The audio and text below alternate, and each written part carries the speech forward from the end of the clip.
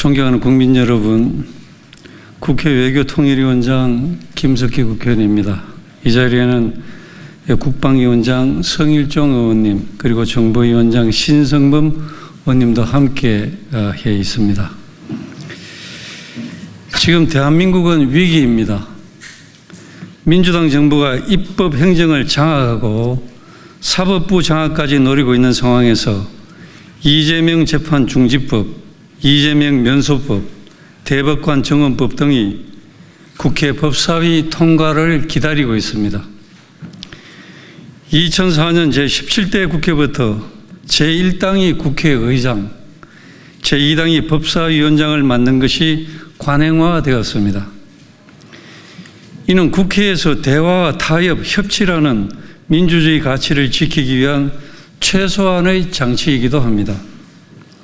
그러나 2020년 21대 국회에 들어와서 민주당이 국회의장과 법사위원장을 모두 독식하면서 그 관리를 깬 이후에 국회는 대화와 타협, 협치라고는 찾아볼 수 없는 모습으로 변모하기 시작했습니다.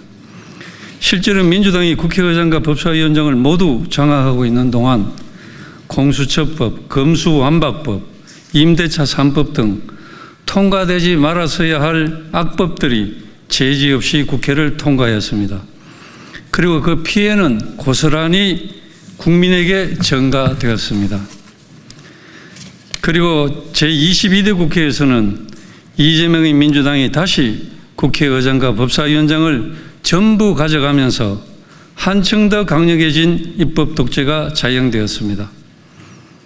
정청래 법사위는 민주당의 거수기 역할을 자임하며 이재명 방탄법을 비롯한 각종 악법들을 통과시키는데 선봉에 섰으며 입법권을 남용하여 무분별한 포퓰리즘 악법들을 마구잡이로 통과시키고 대통령이 계속해서 거부권이라는 헌법적 수단을 사용할 수밖에 없게끔 유도했으면 물론 29건의 탄핵안 발의를 남발하여 국정 발목 잡기를 넘어 국정 마비를 유발하고 결국 정치를 파탄으로 이끌었습니다.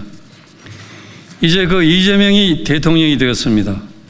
이로써 법사위를 관장하는 법사위원장, 본회의를 운영하는 국회의장, 그리고 행정부의 대통령을 모두 민주당이 장악하였습니다.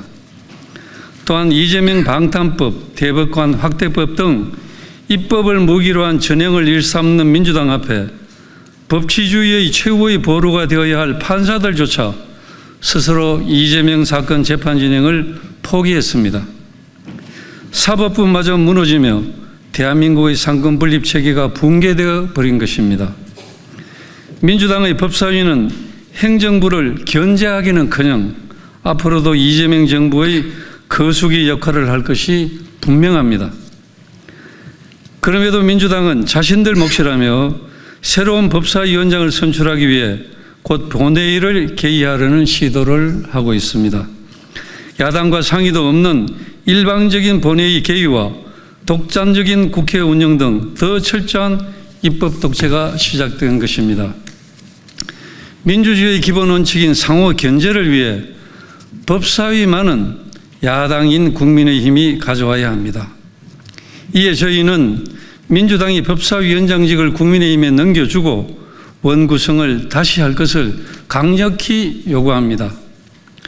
법사위원장을 국민의힘이 가져와 견제와 균형이라는 민주주의의 대원칙을 바로 세우는데 민주당이 협조한다면 여당이 중요하게 생각하는 저희 세 사람이 맡고 있는 국회 외교통일위원장, 국방위원장, 정보위원장직 모두를 민주당에 넘길 의향이 있습니다. 이재명 대통령은 당선 이후 줄곧 포용과 협치, 대화와 타협을 얘기했습니다. 김병기 민주당 원내대표도 협치를 얘기했습니다. 그 협치라는 말이 과거 박근혜 전 대통령을 향해 존경한다니까 진짜 존경하는 줄 알더라고 했던 이재명 대통령이 협치한다니까 진짜 협치한다는 줄 알더라는 식의 협치를 말하는 것인지 국민들께서 지켜보고 계십니다. 무너진 상권 분립을 다시 세우고 민주주의 정신을 회복시켜야 합니다. 국민의힘이 법사위원장을 요구하는 것은 절대 무리한 요구가 아닙니다. 대한민국의 상권 분립과 민주주의를 지키기 위한 최소한의 요구입니다. 대한민국의 국회는 민주당만의 국회가 아니므로 민주당은 법제사법위원장직을 국민의힘에 넘기고 민의의 전당인 국회를 분열과 갈등에서 대화와 타협의 장으로 속히 다시 돌려놓으십시오. 국민의 요구에 대한 민주당의 답을 기다리겠습니다.